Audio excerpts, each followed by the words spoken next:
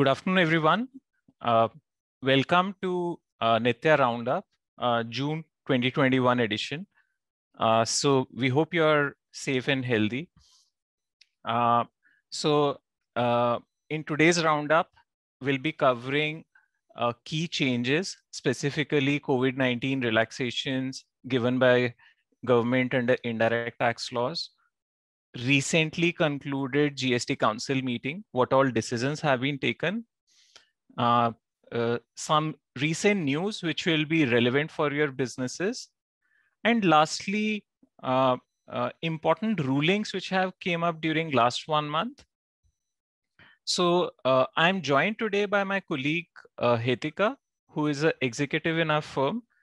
And with this, we start our today's session.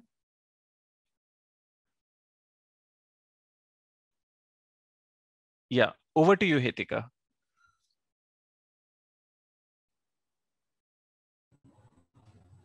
Thank you, Puneet. Good afternoon, everyone. I hope everyone is staying safe and healthy. So, as we all are aware that owing to COVID-19 pandemic, government has provided various relaxations in past. 43rd Council meeting came up to extend some of these relaxations. So, we will begin with the relaxations that has been notified so far.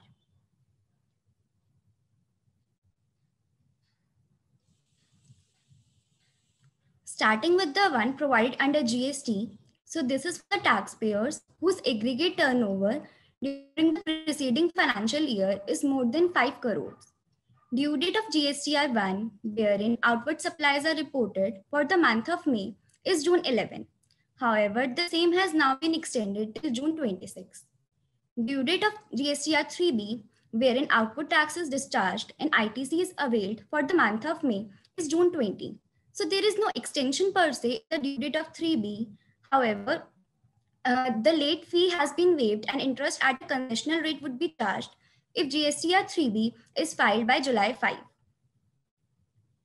So this is regarding ITC restriction under Rule 36(4), which allows a taxpayer to avail ITC at the rate of 105% of the matched ITC. So earlier for the month of April and May, a cumulative adjustment was allowed in the GSTR 3 of May. Now again, for the month of April, May and June, a cumulative adjustment is allowed in the 3B of June. Due date of GSTR 6, that is IST return, for the month of April was earlier extended till May 31st. Now the same, along with the due date for the month of May, has been extended till June 30. EVC facility instead of DSC for filing of 1, invoice furnishing facility 3B by companies and LLPs was earlier available till May 2021. Now the same has been extended till August 2021. So apart from relaxations in terms of extension of due dates, there are certain compliances under GST that are time bound, and relaxations has been provided for the same. First being an important condition to avail ITC, which requires the recipient to make payment to its vendors within 180 days from the issuance of invoice. Second being the requirement to export goods within 90 days from the issuance of invoice in case of merchant exporters. And third being any pending proceedings, issuance of orders, etc. by any authority, or any pending appeals, reply, returns, etc. by a taxpayer. So earlier, if due date for all these compliances was falling between the period April 15 to May 30, the same was extended till May 31st. Now the period has been extended till June 29, and a taxpayer can adhere to such compliances till June 30. Now here we have an important point to discuss.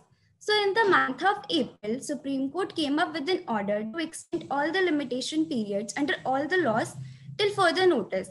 This was brought in terms of filing of appeals, etc. before the courts, tribunals, appellate authority. So here a controversy arises as to whether Supreme Court order shall be followed or the extensions provided under a specific law. Let's say under GST, we have been provided an extension till June 30. That shall be followed. So this Supreme Court order is enforced basis Article 142 of the Constitution, which just provide the manner of enforcing the order of Supreme Court in the taxable territory. Also, it is a decided law that whatever is beneficial to a taxpayer shall be followed. Basis the same, Supreme Court order shall be followed.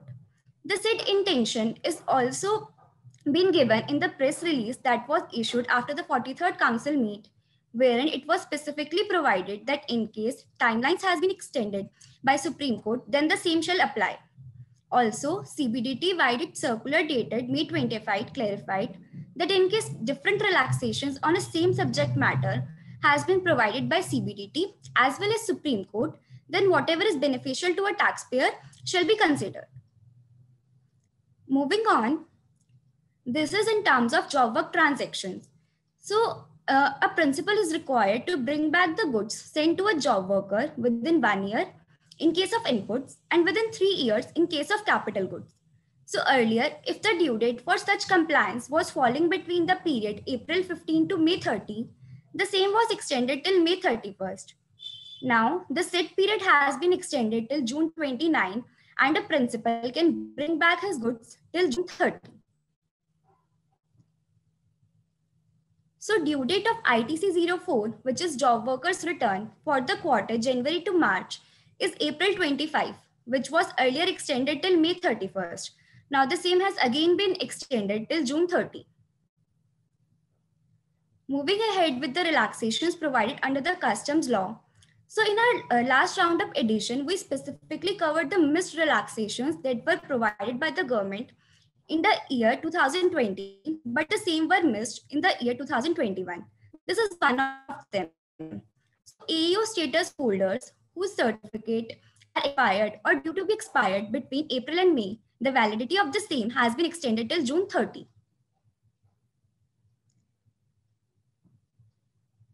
So moving ahead with some of the changes that were recommended by the GST Council meeting and that has been notified so far. So this is an important change. Section 50 of the CGST Act levies interest in case of delayed payment of tax. So earlier in the month of August 2020, a prospective amendment was made to said section wherein it was said that interest shall be levied on the portion of tax liability that is paid in cash. To give the effect to said amendment retrospectively, that is from July 1, 2017, changes were made by Finance Act 2021, and now the same has been notified.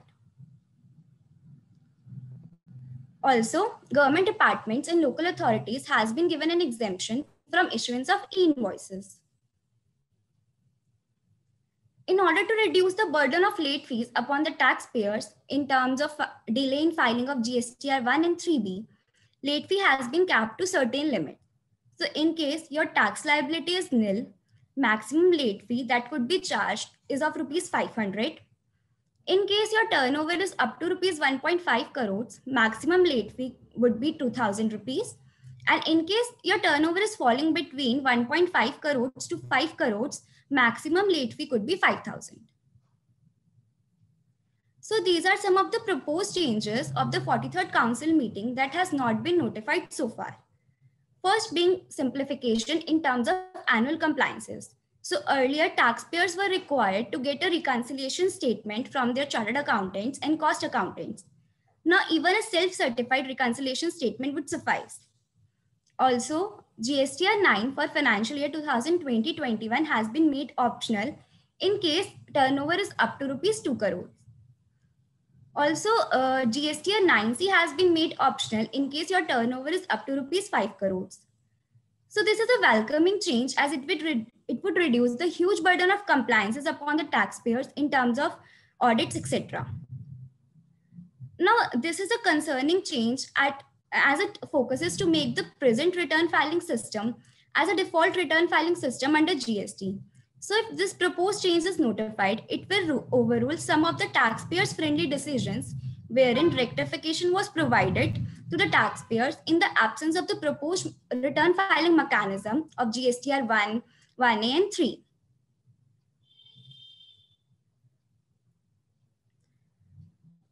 Moving ahead with some of the significant and interesting news headlines. So owing to COVID-19 pandemic, companies have started rendering support to their employees employers in terms of providing free vaccination, medicines, etc. So this new sort of expenditure has come up with the question upon the taxability of the same. Under both direct taxes concerned, COVID-19 is not a listed disease under the income tax rules. Hence, there is an ambiguity with respect to the calculation of the tax portion upon the same.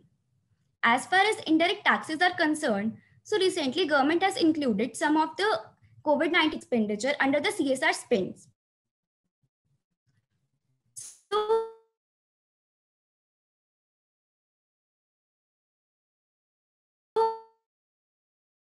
here it would be interesting to see now how government is going to deal with the ITC eligibility upon the same, or whether they are going to treat it as an obligation under the companies and with ITC upon the same. Now this is a concerning news. So GST law allows the department to block ITC in case they have doubts with respect to genuineness of a certain transaction. Where on the one hand, government has provided relaxations in terms of filing of returns, department has now started blocking the ITC of the whole supply chain in case even any one of your vendor has defaulted in filing of returns. So here we need to have a stringent follow-up with our vendors in terms of timely filing of returns. So RoadTap came into picture in the month of January with no rate notification. However, there have been news that RoadTap rates would be notified in the coming 10 days. Keeping that highlighted, it is a positive point that government is planning to raise the allocation of funds for the RoadTap scheme, and that would be raised up to Rs 30,000 crores. Lastly, as we all are aware, the WTO has passed an order against the Indian MEIS SCIS scheme to be violative of WTO subsidiary and countervailing measures agreement. Basis that, still government has decided to retain some of its key schemes as an incentive to the research and development sector under the new foreign trade policy that is likely to be introduced in the month of October. So with this, we came an end to the first part of our roundup. Now I would request Puneet to take us through some significant rulings. Yeah. Thank you, Hitika, for comprehensively covering all the changes, COVID-19 relaxation and news. Now we'll come to the last part of our roundup, where we'll be taking up some important rulings. So this first ruling is the High Court ruling, Gujarat High Court ruling. So in this case, the department passed a summary order in DRC 07, but no reasoned or detailed order was passed. So because the taxpayer was not aware as to what allegations or findings the department had against it, it challenged the validity of such order before the High Court. So the High Court held that in the absence of detailed order, the taxpayer was unable to file the appeal, and therefore the revenue was directed to pass a reasoned order within 7 days.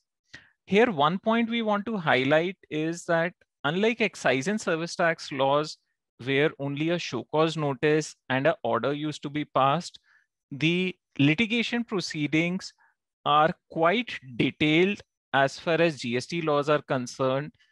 Therefore, the taxpayers need to be mindful that the department follows all due process of law. And in case it does not follow, then validity of such proceedings can be challenged before the High Court like this one. Moving ahead, a very important ruling of Madras High Court. In this case, the taxpayer was supplying manufactured components to a third-party vendor. Third-party vendor in turn assembled and exported goods. And with respect to the machines installed at taxpayers' end, EPCG benefit was availed. Due to inadvertent error, the third-party vendor who was eventually exporting the goods did not mention taxpayers' EPCG license number on shipping bills. So due to which the department contended that the taxpayer's EPCG obligation is not discharged and demanded duty. So the High Court held that foreign trade policy mandates that both name of supporting manufacturer and EPCG license number has to be mentioned on shipping bill. It's a mandatory requirement under FTP. But even if such requirement has not been adhered, even if such details have not been given on the shipping bill, this requirement can be satisfied constructively. The High Court held that the taxpayer should be given an opportunity that eventually exports were made through third-party vendor, and it can produce supporting documents in its favor. And based on that, the EPCG benefit was extended to the taxpayer. A very important ruling, because many taxpayers, specifically exporters, they avail this EPCG advance authorization benefits. And in case they come across with such errors being done, so they can resort to rulings like this. This is a AAAR ruling, ICU Medical, relating to issue of GST on reimbursement of expenses. Firstly, to understand the facts, there was an overseas holding company which has a subsidiary in India, and the subsidiary had employees. So the holding company provided credit card facility to Indian employees for making spends on hotel, travel, etc. Whatever amount was being spent was reimbursed by subsidiary to holding company on actual basis. So the company went to the authorities seeking advance ruling whether GST is applicable on such reimbursement or not. So this is what AAAR held. AAAR held that as nature of service, subsidiary company was providing software development services to holding company. Whatever expenses were incurred by subsidiary company were eventually reimbursed by holding company only, because the arrangement between holding and subsidiary company was to work on a cost plus basis. So whatever costs were incurred by subsidiary company were sought as reimbursement from the holding company.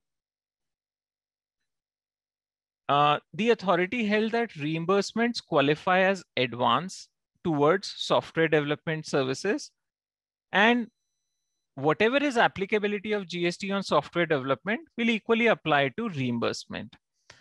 In our view, this ruling conclusion is incorrect, because if we understand the whole transaction, firstly, the expenses were incurred by employees. The holding company would have paid the amount to the bank. Subsidiary company would have reimbursed that amount as it is to the holding company. In our view, this reimbursement transaction closes there. It is more like a transaction in money that holding company spent or made payment to banks for these expenses.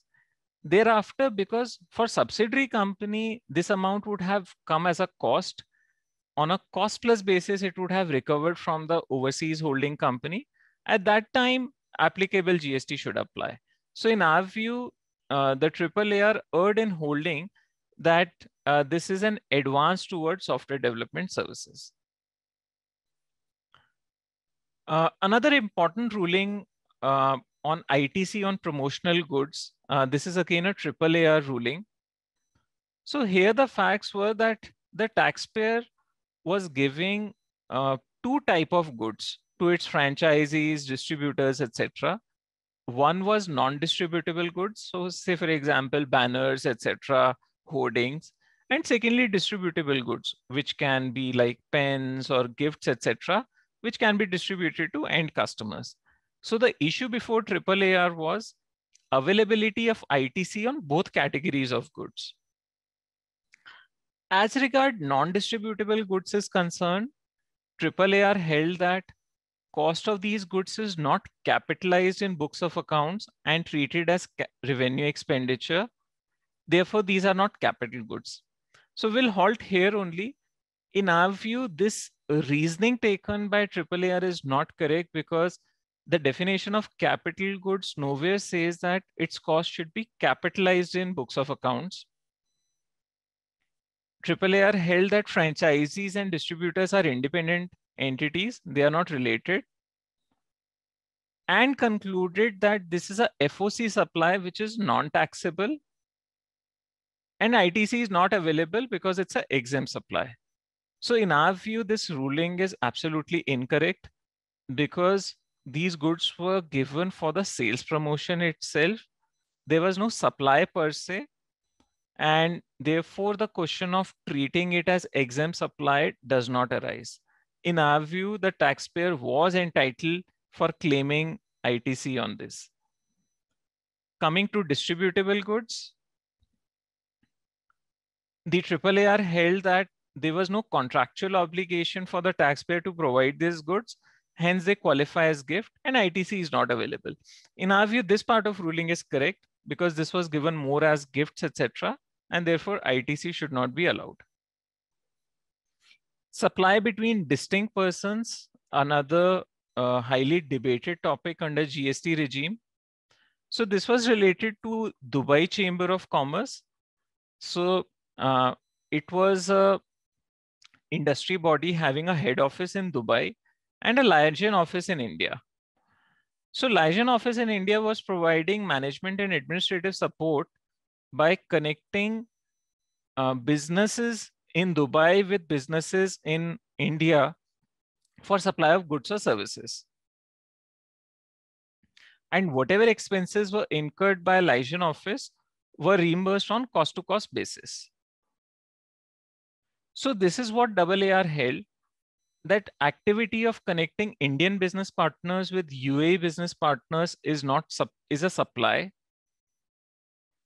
They also held that the Indian liaison office qualifies intermediary service because it's acting on behalf of Dubai office and facilitating connection between Indian business partners and UAE business partners. They also held that this activity qualifies business because the taxpayer was charging fee for its services and therefore GST is applicable. So in our view, even this ruling is incorrect because one, there are plethora of rulings even in GST that liaison offices or branch offices located in India, they do not provide services to the overseas company. They work under RBI and FEMA regulations and have a limited activity. And secondly, in terms of nature of activities also, in our view, neither it was a supply nor it was an intermediary service. Then another important ruling is whether there's a service for activities done by a partner for its firm or not. So this is a SISTAT ruling. In this case, a partner of the firm was undertaking promotion and marketing activities for which a specified consideration was paid. So the partner wrongly paid service tax, and when it realized that service tax is not payable, it filed refund. The revenue sought to deny the refund.